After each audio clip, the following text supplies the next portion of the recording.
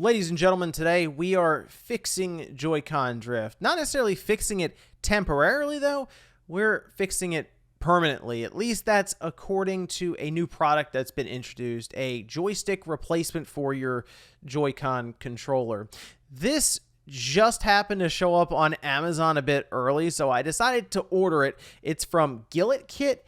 And they have made controllers in the past with Hall effect joysticks in them. And the idea here is it uses magnets to track the position of your joystick as you're playing a game. And it's something that we've had in controllers for a while now. In fact, the Dreamcast controller used a Hall effect joystick. So when I heard about this, I figured it'd be worth checking out here. And in fact, we're going to go ahead and install it in this Joy-Con and try it out. So if you guys enjoyed the video, make sure you like it and subscribe down below if you're new, and we're going to start today with this video's sponsor. Today's video is sponsored by Factor. It's the start of a brand new year, and we all have goals we're looking to hit, and Factor makes hitting those goals easier than ever. Simply pick from a menu of 34 chef-prepared meals with options like keto, calorie smart, vegan veggie, and protein plus. Factor is always offering new things to pick from and has over 36 different snacks, smoothies, juices, and more. My favorite part about using Factor is the amount of time and money I save. Instead of ordering out and spending a bunch of money or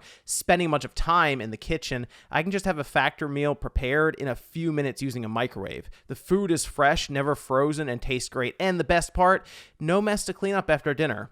Head to factor75.com or click the link below and use code SpawnWave60 to get 60% off your first Factor box. That's factor75.com or click the link below and use code SpawnWave60 to get 60% off your first Factor box. Thanks once again to Factor for sponsoring today's video. Let's start with a look at the kit that I picked up on Amazon. These seem to go on sale a bit early maybe, as they weren't fully announced yet online, but this in particular is a kit that comes with the joysticks, screwdrivers, as well as plastic tools. So it came in just under $30. I'm not sure, the joysticks might end up being a little cheaper, but I'll leave a link down below to the kit that I picked up on Amazon. Technically, if you don't already have any of these tools, like a tri-wing screwdriver, might not be a bad idea just to get the kit so you know you have everything right in front of you there. But then taking a look at the joysticks themselves, these are indeed drop-in replacements, and it's the same process that I've shown in previous videos where we work to fix Joy-Con drift by just replacing the entire joystick with a brand new one. It was the same setup, so it still had the same chances of potentially drifting down the road. That's where the newer technology here comes into play. But what I'm going to do is install the left joystick and then the right joystick. We'll actually tear it down and take a look inside. And as you can see, the process, as I mentioned, is pretty straightforward, and there are many guides on how to do this, as well as some on this same channel, where you just need to take the back screws out of the Joy-Con, the back will lift off, leave those ribbon cables plugged in. You have to remove the battery and cover underneath of it that'll allow you to get to where the joystick is. A couple of screws there, some ribbon cables, one will pop out, the new one pops in, and then you put it all back together. Just take your time with it and maybe even have some written instructions with pictures in front of you. You should be able to do this well enough. There's no soldering involved. Just be careful with some of the clips on the smaller ribbon cables, and when you go to close it up, make sure the side rail ribbon cables are pushed in. You don't want to close it up and then potentially cut it as you're screwing the last few screws in. Now with it all together, I synced it up to my Switch, and it did mention in the instructions you will have to go in and calibrate these joysticks. So I did just that, and yeah, initially it was way off. It was not even close to the center, but after going through the very, very quick process of just pressing each direction, and then you have to do almost a circular motion for the joystick, and it synced up, it was dead center. And in fact, even moving it around, doing all kinds of stuff to it to try to jostle it out of position, no, it just went right back to the middle, no problem. And nothing when it comes to that little dot, just maybe eking out one side or the other. No issues there, no signs of drift, which is, of course, what you'd expect from a brand new Joy-Con joystick either way, but still, it is interesting to think that there's no actual contact going on inside, and it's all being done by magnets. So I quickly fired up a game, went with Mario 64, which is pretty sensitive with Mario walking around. If you have a drifting joystick, you'll know it pretty quick because Mario will just kind of slowly slowly walk in one direction, but no issues here with control. I also tried out some other games, which includes Legend of Zelda Breath of the Wild, and I played Crash Insane Trilogy. That's a pretty good 3D platformer that you would want a very refined joystick for. I did notice some weird things with this joystick though, and it could be specific to the one that I happened to get, but the joystick itself feels, I guess the word would be creaky. It's something you feel, not as much as you hear. And that could go away over time, almost like a break-in period for it. And then I also noticed at the top of the joystick, right where that normally that black cover would be to keep debris out of it, there's a little gap. So I guess technically I could work to fill that in with maybe another guard in there and just kind of extend it out. But it is something that I definitely was noticeable, and I realized, ooh, maybe this doesn't quite line up just right. But I did double check, and no, the joystick's in the exact placement it's supposed to be. So maybe their measurements are off a little bit, but at this time, yes, I have this tiny little gap on the top part of my joystick. Next, let's rip open that right joystick. I kind of figured that when I rip this thing apart, I may end up doing damage to it or something just to get it there, because normally you wouldn't be taking these things apart as much. So hey, you know what, it's for science, right? So quickly being able to remove those brackets around the edges. There's 4 different ones. 2 of them wrap all the way around the top part. And as I pried it open, it was pretty evident this was much different than the other joysticks I've seen inside, as there are no pads where you would have kind of these metal teeth that would rub against it. So let's very quickly discuss what is going on inside of this joystick and what makes it so different. Typically,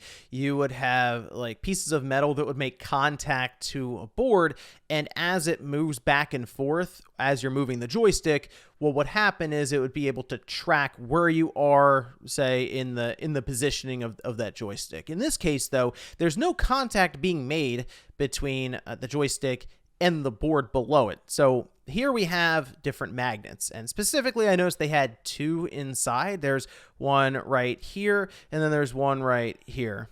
So to start, and then right here. So what happens is, as you move the joystick, you have it on 2 different axes. So you have the X and Y. It'll move these one way or the other, depending on where you are. You can kind of see sort of almost the gearing mechanism set up inside. So this magnet here will move sort of like in this motion. This one will move up and down that way.